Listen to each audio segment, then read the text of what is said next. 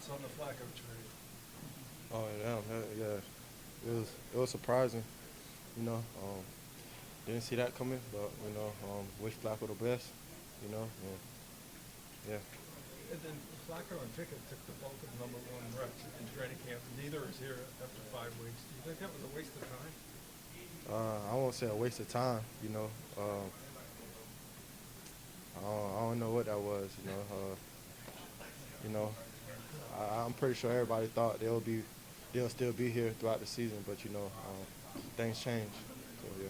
Do you do you wish that you and Joe would have been able to connect more during football games and really try to get things going better? Yeah, of course. We would have connect more. It would give us a better chance of winning games. So, of course, I wish all those plays connected. But it's football. It's not going to be perfect all the time. Hey, Jerry, when you look at the room now without Joe, right, it's obviously really young. So do you feel like you need to do anything else to help bring along those guys when you don't have a veteran presence like Joe? Um, yeah, I mean, as far as in just playing my game, just being a little bit more detailed and fundamentally sound. And just being a lot more detailed in our game, just for the younger guys, for the younger quarterbacks, and just being the best version of myself for them. So it's important. Jerry, this Pittsburgh defense is second in the league right now in terms of takeaways, and obviously one fewer game than most teams. What have you seen from that defense on film in terms of turning the ball over as a concern there?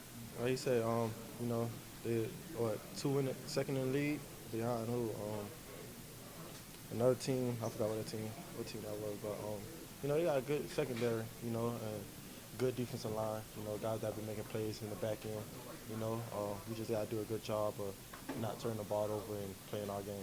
Do you feel that with Dylan in there, there will be more opportunities? I don't mean Ben with Joe, I mean more opportunities than maybe we saw in the first game to push the ball downfield and make those big explosive plays, give you a chance to get deep and get this thing going. Yeah, it's just a week-to-week basis, depending on the team we play. Hopefully this week we get to go downfield.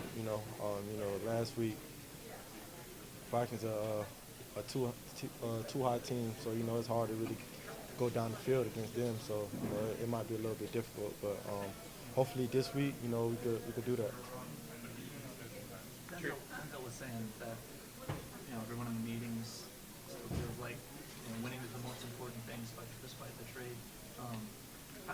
You guys just traded a captain to division rival. How does that? How do those two things square? How is winning the most important thing and who's getting traded to the Falcons? Winning is always going to be the most important thing. What was your question again? If winning is the most important thing, then Yeah. how does that fit with Flacco getting traded to a division rival? I guess we feel like we got a good quarterback still, though. Even though with Joe Flacco being traded, we still got Dylan Gabriel. He had a good game last week, as for his first career start. And, we feel like he could have an even better game this week. So, that's all I can think about, So, yeah. Did you like or what did you think about the fact that Dylan zips around a little bit more and he's out of the pocket and can make some off-schedule plays and do some different things? Do you think that brings a little bit of a new dynamic to the offense and can be beneficial as you guys go forward? For sure, having a mobile quarterback, that it's always hard for the defense because now they got to cover two plays. The first original play and second the scramble drill. So it's always good to have a mobile quarterback just to have that option. Jerry, I know you're more frustrated than anybody that you haven't been able to hand the ball. Just how have you learned as a veteran in this league to close the door on those things and kind of week to week just keep moving? Well, for me, I feel like I'm a guy that I understand this game of football. I understand when I'm supposed to get the ball, when I'm not supposed to get the ball, when they're trying to call play for me to get the ball. It's a lot of things that gotta work well for the receiver just to be successful And for me, I just understand that, you know, and I just don't really dwell too much on it. Just move past it, and hopefully next week, you know, we get more opportunities to really take advantage of. When you look at this receiving core as a whole, probably not the production you guys are looking for. So how can you unlock, I'm sure, the talent that you feel is in that room? You know, I feel like just by still doing what we've been doing, you know, just running our routes, you know, being a lot more fundamentally sound, being detailed in all our routes, you know, and eventually, you know, the ball gonna come our way, you know. I feel like we don't really got to change too much, but just keep playing our game, you know, and, you know, eventually, you know, we're going to have success. Do you feel like Joe Gunn that brings Shador and or Bailey closer to, you know, one snap can always bring them back up? And how do you feel about how Shador and Bailey have looked so far? You know, I got a lot of trust with those guys. You know, those guys been here since OTAs and since minicamp. You know, they've been doing their thing. You know, so we got a lot of trust in those guys. You know, and yeah. Shador has said that he feels absolutely ready to play, ready to start. Again, we don't get to see that. We don't get to see that anymore.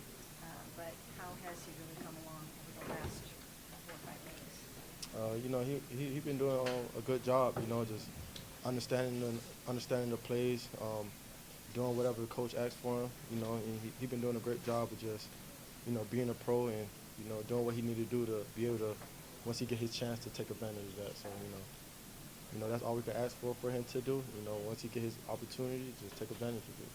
Jerry, going back to last year, offensively, you guys have scored 20 or more points just 3 times. And in an offensive league, that almost feels like unheard of. Yeah. So just, you know, from your perspective, what do you guys have to do to get more points on the scoreboard, which then will give you guys opportunities to win some of these close games?